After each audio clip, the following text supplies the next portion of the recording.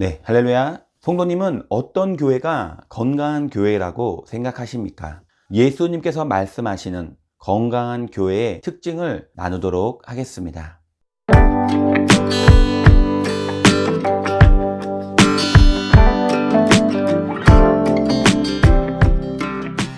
요한계시록 7번째 라오디게아 교회를 통해 건강한 교회를 나누고자 합니다.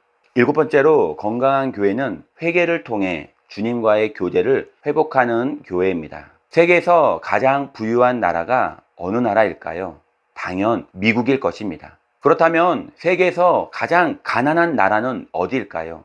놀랍게도 역시 미국입니다. 미국 인구 중 약 1%가 하루 한 끼도 못 먹고 살고 있습니다. 반대편에서는 4,360만 통의 음식물 쓰레기가 버려지고 있다고 말합니다. 그런데 바로 이런 풍요의 속에 빈곤을 경험했던 1세기 교회가 라오디게아 교회입니다. 이 교회는 지금까지 살펴본 소아시아 7교회 가운데 서머나 교회와 정반대의 처지에 있는 교회입니다. 서머나 교회를 향해 내 환난과 궁핍을 안오니 실상은 내가 부요한 자라고 말씀하셨는데, 라오디게아 교회를 향해서는 내가 말하기를 너는 부자라, 부요하여 부족한 것이 없다 하나 내 곤고한 것과 가련한 것과 가난한 것과 눈먼 것과 벌거벗은 것을 알지 못하도다. 서머나 교회가 가난한 것 같으나 부요한 교회였다면 라오디게아 교회는 부요한 것 같으나 가난한 교회였던 것입니다. 그러면 라오디게아 교회를 향한 주님의 메시지를 살펴보겠습니다. 라오디게아 교회는 주님 보시기에 실천하지 못한 교회입니다. 아멘이시오 충성되고 참된 증인이시오 하나님의 창조의 근본이시니가 가라사대. 여기서 충성됨과 참됨이란 단어들은 주님의 신실함을 뜻하는 단어들입니다. 이것은 상대적으로 신실하지 못했던 라오디게아 성도들을 그분의 창조의 능력으로 새로워질 희망을 보여주시기 위한 마음입니다. 바로 그분이 라오디게아 교회를 향해, 그리고 오늘날 우리 교회를 향해 말씀하고 계십니다. 덥지도 차지도 않은 쓸모없게 된 미지근한 믿음을 버려야 합니다. 라오디게아 교회를 향한 칭찬은 전혀 존재하지 않습니다. 4대 교회와 함께 책망만 받았던 교회입니다. 이 교회가 받은 책망은 두 가지입니다. 첫째는 열정을 상실했고, 둘째는 자아 성찰 능력을 상실했습니다. 요한계시록 3장 15절에서 16절 말씀을 보면 내가 내 행위를 아노니 내가 차지도 아니하고 덥지도 아니하도다. 내가 차든지 덥든지 하기를 원하노라. 내가 이같이 미지근하여 더웁지도 아니하고 차지도 아니하니 내 입에서 너를 토하여 내치리라. 당시 라오디게아는 인근의 유명한 온천 지대인 히에라폴리스에서 온천을 끌어왔었는데 온천수가 먼 거리에서 오는 동안 미지근해졌습니다. 주님께서는 바로 이런 미지근한 온천수, 여기에 빗대어 라오디게아 성도의 영적 상태를 질책하신 것입니다. 미지근한 온천수가 제대로 된 효용을 발휘할 수 있을까요? 아마 원래의 가치가 크게 떨어졌을 것입니다. 삶을 살아가면서 최대의 저주는 이제 더 이상 가치 없는 인생, 쓸모없는 인생이 되었다는 말일 것입니다.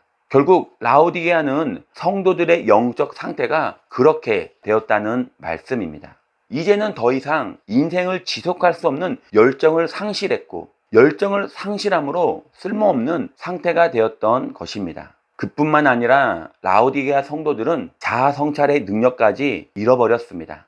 사람은 아무리 망가졌어도 자신을 돌아볼 수 있는 자아 성찰의 능력이 있다면 아직도 희망을 걸 수 있습니다.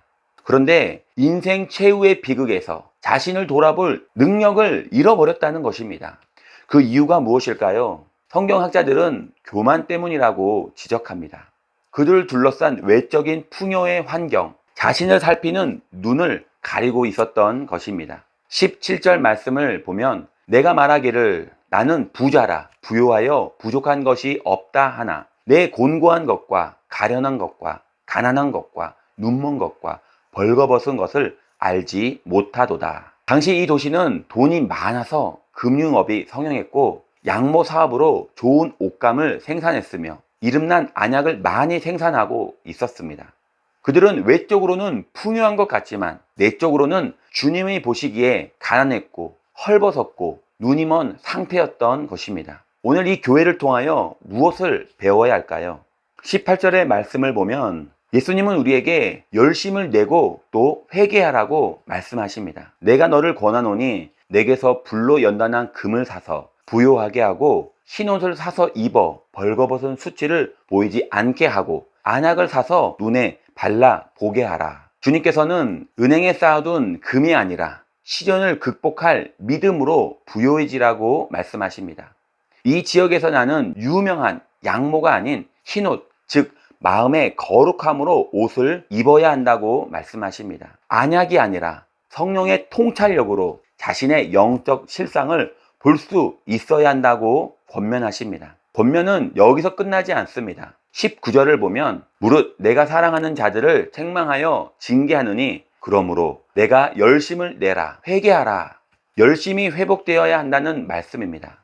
한마디로 다시 주님이 그들을 쓰실 수 있는 상태로의 회복입니다. 회개의 목표는 회복입니다. 본래의 정상적인 상태로 돌아가는 것입니다.